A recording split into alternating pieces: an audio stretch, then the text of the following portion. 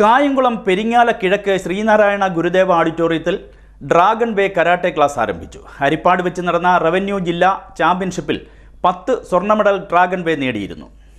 കായംകുളം പെരിങ്ങാല കിഴക്ക് ശ്രീനാരായണ ഗുരുദേവ ഓഡിറ്റോറിയത്തിൽ ഡ്രാഗൺ വേ karate class ആരംഭിച്ചു. 17ാം വാർഡ് കൗൺസിലർ ബിജു ആറിന്റെ അധ്യക്ഷതയിൽ കൂടിയ യോഗത്തിൽ കായംകുളം നഗരസഭ വികസനകാര്യ സ്റ്റാൻഡിംഗ് കമ്മിറ്റി ചെയർപേഴ്സൺ മായ രാധാകൃഷ്ണൻ ക്ലാസ് ഉദ്ഘാടനം ചെയ്തു. ചീഫ് ഇൻസ്ട്രക്ടർ രാകേഷ് വിദ്യാധരൻ സ്വാഗതം പറഞ്ഞു. 20ാം വാർഡ് കൗൺസിലർ വിജയശ്രീ ആശംസാ പ്രസംഗം നടത്തി.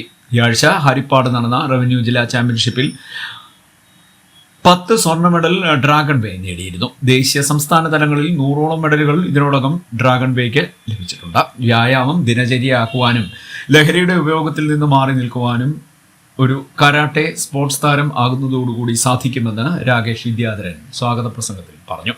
ഞായർ ബുധൻ ദിവസങ്ങളിലായിരിക്കും ക്ലാസുകൾ നടക്കുക. സ്വയം സുരക്ഷ എന്നത് മാത്രമായിരുന്നു. എന്നാൽ ഇപ്പോൾ അതല്ല. ഇപ്പോൾ നമ്മുടെ ഈ ജീവിത സാഹചര്യത്തിൽ നമുക്കറിയാം, കുഞ്ഞുങ്ങൾ ഒരു ശകല സമയം അവർക്ക് ഒഴിവ് കിട്ടിയാൽ ഉടനെ ഒന്നുകിൽ മൊബൈൽ എടുത്ത്, അത് 100% ശരി തന്നെയാണ്, മൊബൈൽ എടുത്ത് അത് കളിച്ചുകൊണ്ടിരിക്കുക. എന്നാൽ അവർക്ക് ഇതുപോലെയുള്ള സാഹചര്യങ്ങളൊക്കെ ഒരിക്കൽ കൊടുത്താൽ തീർച്ചയായിട്ടും അതിലൂടെ അവര് ഒരു അഭ്യാസം എന്നതിലുപരി നമുക്ക് ഒരു വ്യായാമം കൂടിയാണ്. കേരളത്തിൽ നിന്ന് 4 പേരാണ് പങ്കെടുത്തത്. അതിൽ 2 പേര് ഡ്രാഗൺ വേ മാർഷൽ ആർട്സ് അക്കാദമിയുടെ സ്റ്റുഡൻസ് ആണ്. CD news Kayamkulam.